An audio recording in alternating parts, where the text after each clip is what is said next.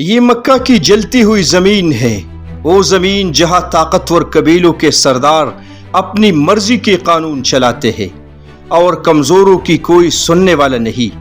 انہی کمزوروں میں ایک سیاہ فام غلام بھی تھا جس کا نام تھا بلال۔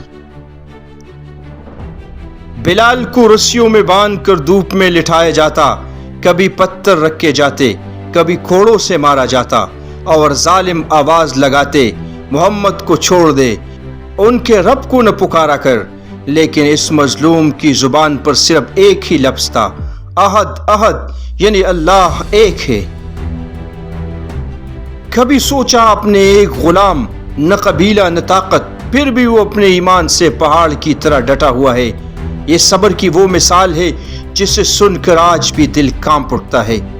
جب یہ ظلم اپنی انتہا کو پہنچا تو ایک شخص آگے بڑھا، وہ تھے حضرت ابو بکر صدیق رضی اللہ تعالی عنہ۔ انہوں نے ظالموں سے کہا، اسے چھوڑ دو، میں بلال کو خرید لیتا ہوں۔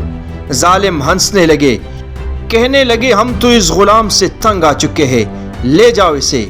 اور پھر حضرت ابو بکر نے اپنے مال سے بلال کو آزاد کر دیا۔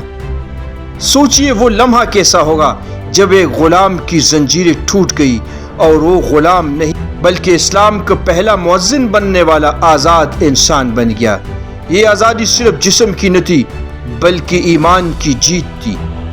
حضرت بلال کی زندگی ہمیں یہ سکھاتی ہے کہ ایمان پر ڈٹ جاؤ تو دنیا کی کوئی طاقت تمہیں غلام نہیں رکھ سکتی۔